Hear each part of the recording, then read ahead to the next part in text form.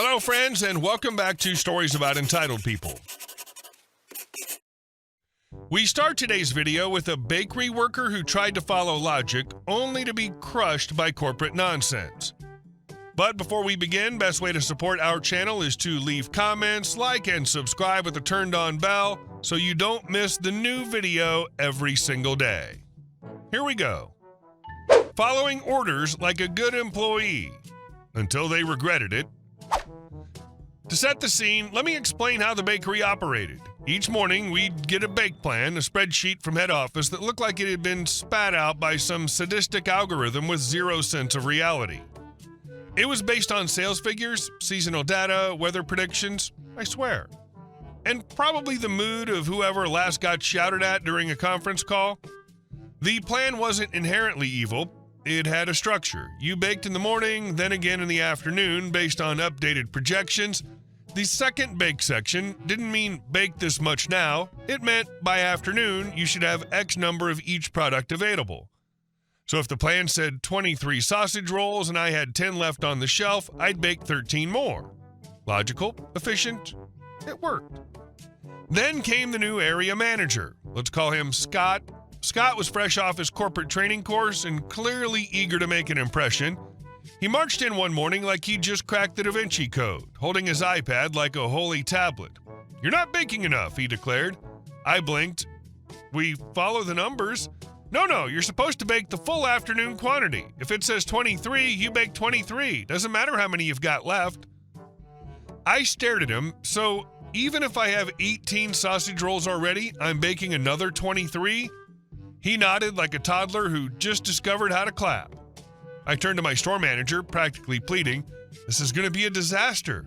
You know this is going to cause insane waste." She shrugged apologetically. Orders are orders. So I did my job. I followed the plan. And it was carnage. What used to be 30 to 40 pounds of leftover product at the end of a shift ballooned into nearly 300 pounds in write-offs per night. I'm talking mountains of untouched sausage rolls, uneaten pastries, and loaves so fresh they still radiated heat, all being banned because of policy. On day 3, I was sweating, watching tray after tray come out of the oven with nowhere to go. Customers weren't even around to buy this much food. I felt like I was drowning in a sea of flaky dough and broken logic. By day 5, the store manager tiptoed over with the nervous energy of someone trying to ask a dog if it bit someone. "Hey, the waste is a little high this week. Could you maybe figure out why?" I raised an eyebrow. "Still want me baking the full afternoon quantity?" "Yes," she said through gritted teeth. "Then no, I can't fix waste and follow this nonsense." Cue dramatic sighs and corporate emails flying around like seagulls at a beach picnic. The mood was tense. My team had given up asking questions. We were just churning out doomed croissants like a well-oiled machine of despair. Finally, by the end of the week, the area manager showed up again. Less peppy this time. The store manager looked equally frazzled. I could tell something had happened. They cornered me near the bread slicer. "Yeah, so head office wasn't thrilled about the waste numbers," Scott mumbled. "Oh, really?" I said, trying very hard not to smile. "Turns out," he continued, "that the afternoon quantity is a target, not a bake order. So you were right, we're going back to the old method." I could have danced. But instead, I just nodded and said, "Cool, I'll update the bake logs." They both slinked away like kids who just had to apologize to a teacher. I later heard that they got thoroughly bollocked in their own manager's meeting. I didn't gloat out loud, but I did take a very smug bite of a perfectly baked baguette that afternoon. And that's how I won a week-long battle of logic against the soul-sucking machinery of corporate efficiency. All it took was a metric ton of wasted pastries and 2 red-faced managers to prove that, just maybe, experience beats spreadsheets. How can someone be in any kind of retail management and not understand how a par level works? And yeah, sometimes the sweetest victory isn't shouting, "I told you so." It's watching your managers shuffle away red-faced while you go back to doing things the way you knew worked all along. And our second story. How dare you not help me when you're not on the clock? This happened Saturday afternoon, busiest day of the week. After taking my 30-minute lunch break, I came back inside the building. went to the back room to drop off my bag, and then back to the register to clock back in and resume my shift. I'm not wearing a name tag or a walkie-talkie, and our store's uniform is a red, blue, or green t-shirt and dark jeans. So while I'm wearing the uniform, I wouldn't say it's easily identifiable. However, I must still be official looking because on my way back to the register, a woman asked if I worked there, and being honest, I told her yes. However, I wasn't on the clock yet, and I could help her with whatever she needed as soon as I clocked in. She muttered something under her breath, but did follow me up to the register where two of my coworkers were, who were actually on the clock. The register was being used, so it took me a second longer before I was able to clock in. Meanwhile, the woman spoke to my other coworker, who happened to be one of the managers, and just wanted to let her know how I refused to answer her question until I was on the clock. Love that customers now expect me to do my job, customer service, helping them find things in the store or answer any of their questions for free. Especially since that there were at least 4 other employees in the store who were all on the clock and available to help her. Maybe you like to do your work without being compensated for it, but I'm not going to lead you around the store without getting paid for it first. And our next story. Entitled Mom versus Nature. This happened yesterday morning. I live in Southern California, very close to the beach. Needless to say that I encounter a lot of locals and tourists. On the right side of my property across the street, there are shops, a cafe, and a bus stop. Now, on my property, I have a hollyberry bush, which are poisonous. Now, they taste like cherries and have a cinnamon-like aftertaste, so a person that doesn't know about the plant would have no idea of this. The side effects of the berries are nausea, disorientation, diarrhea, vomiting, and severe stomach cramps. Due to my house being on the historic registry and nature protection laws, I can't just remove the bush because some of the birds pick at it and eat from it. I know that the berries and leaves aren't poisonous to some species of birds and other critters like certain squirrels and chipmunks. Anyway, because of this, I have 2 signs that say "Do not eat" and "Danger." The fact that I have a sign with "Danger" with a hazard skull and bones deters most people, except for this persistent mom and boy last morning. So it's around 10:30 and I take my trash out. This mom, who looked about 40, had 2 kids with her, a teen girl about 14 to 16 maybe, and a little boy who looked 6 to 8 years old. The mom and the boy are the entitled/stupid ones here. The teen girl was actually nice. The boy says, entitled boy, "Mom, look, berries." Entitled mom, "Wow, I didn't realize berries grew here. Let's get some." I ask her to read the signs that say "Don't eat them." She scoffs and says, entitled mom, "It's not like you need all these berries. You should be nice and give them to my kids. Don't be greedy." Entitled boy, "Mom, when are we going to have berries?" Entitled mom, "Right now." Teen girl, "You want any?" Teen girl, "No, Mom, I think they're..." Cut off by mom. Entitled mom, "Okay then."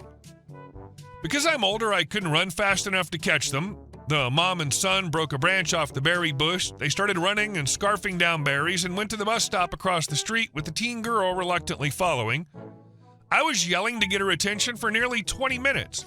But after the mom and the boy started getting overly sweaty and acting weird, the teen came to talk to me. Teen girl, "Hey, sir, what's wrong?" Me, "Those berries are poisonous. I tried to warn your mother and brother, but it's too late." The teen started to cry, thinking that they were going to die. I comforted her by saying that they'll live, but they're going to be just very, very sick. Soon I went to my house to get seltzer tablets and water bottles to help. By the time I came back, both the mom and the son finished all the berries, and the boy threw up all over his shirt. The mom came back with obvious signs of throwing up herself, and to yell at me when I pointed to the signs that said "Danger" and "Do not eat," and that this was her fault. She flipped the bird and left.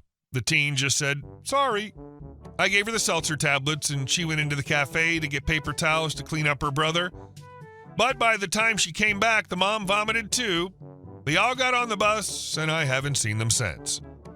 Thanks for reading. Have a great day. Edit. I bought my house 50 years ago, and I didn't know that the berries were poisonous. Despite me having signs and warning people for all these years, people still managed to eat them. And yes, many people have gotten sick. But due to my house being on the historic registry, I can't remove the bush. So I have to do the best that I can to warn others. But people still eat them. Did she miss the whole don't eat berries you don't recognize lesson? Hopefully the boy at least will learn from this mistake. She's probably too far gone in the clueless stupidity department. And our second story. Karen invents a fake HOA to harass a grieving family. This happened back in 2013, just after my dad passed away. For context, my dad was a U.S. Marine Corps veteran who served in the late 60s, early 70s. Decades later, he developed terminal cancer that the doctors traced back to chemical exposure during his service. My mom and I lived with him through the hardest years, taking care of him when he couldn't take care of himself. Every ounce of energy went into managing his appointments, trying to get him to eat, coaxing him to take his meds, and just keeping him comfortable in his final months. Needless to say, cosmetic home maintenance wasn't at the top of our list. The walkway from the driveway to the door was cracked. Some paint was chipped, and the flower beds weren't exactly thriving. But when your loved one is fighting for every breath, peeling paint doesn't matter. A month or two after my dad passed, Mom and I were still reeling. I happened to be home alone one afternoon when there was a loud, entitled knock at the door. I opened it to find a woman about my parents' age standing there with a smug little clipboard and a haircut that screamed trouble. Her. "Hello, I'm Karen. I live down the street, and I'm the secretary of the Neighborhood Homeowners Association. We need to discuss the terrible state your house has fallen into." I stared at her. "Excuse me? There's no HOA in this neighborhood. My dad specifically checked before he bought this place, and after he passed, a lawyer confirmed it. So stop lying." Karen's lips pinched together like she'd sucked on a lemon. "Well, I'm still entitled to know why your house looks like this." I almost laughed. Not my house, lady. It was my father's, and now it's in my mom and brother's names. And you're not entitled to know a damn thing. But if you're desperate to know, my father just died of cancer caused by his military service. My mom and I were too busy trying to keep him alive to repaint the shutters. You want to judge a grieving widow and her daughter? Fine. Just don't pretend it's about some fake HOA. Her. It's still lowering the property values. Me. Then why are you here demanding an explanation instead of offering help? Funny thing, you're the only one in this neighborhood acting like a vulture. Everyone else brought food, checked in, and offered condolences. You're the first one to show up demanding we fix our house to your liking. Karen's face flushed red. She jabbed her finger toward my chest. "If you don't take care of this property, I'll call the city. There are ordinances about this kind of thing, and you'll be fined." That was the wrong card to play. I crossed my arms. "We're outside city limits, genius. The county doesn't care if my walkway has a crack. And if you step foot on this property again without an invitation, you'll be the one talking to the sheriff." She tried one last line. "You can't talk to me like that. I'm just trying to protect the neighborhood." I smirked. "Protected from what? My grieving family? You've got 10 seconds to start walking off my porch before I call the sheriff and report you for trespassing. And unless you're escorted next time by a Girl Scout with Thin Mints, don't come back." Karen's mouth opened and closed like a fish. Then she huffed and turned on her heel and stomped back down the driveway, muttering about how some people have no respect for their neighbors. I shut the door and locked it. When Mom came home, I told her what happened. She just shook her head and said, "Sounds like your father passed his temper down to you." Then she smiled for the first time in weeks. Karen didn't give up easily. Over the next month, she filed at least 2 bogus complaints with the county. Both times, a bored county worker called us to say, "We have no jurisdiction, this isn't city property." One even laughed and said, "Yeah, we've gotten a few of these from your neighborhood before. Same name every time." From then on, whenever Karen walked past our house, she'd glared daggers. Once she even muttered loud enough for me to hear, "Trash lowering the neighborhood." I just waved and yelled back, "Better than trash making it up." The rest of the neighbors, they kept being kind. Some even warned us that Karen had been harassing others with her fake HOA shtick. Eventually, word spread enough that when she knocked on doors, people stopped answering. Years later, I ran into one of Karen's own kids at the grocery store. We made small talk, and she rolled her eyes when I mentioned her mom. "She still pulls that fake HOA crap?" I asked. Her daughter sighed. "Oh, she's been doing that since I was little. We keep telling her she doesn't run the neighborhood, but she doesn't listen. Don't take it personally. She just can't stand not being in control." I grinned. "Oh, I don't take it personally. I just think it's funny that the only house lowering her property values is her own.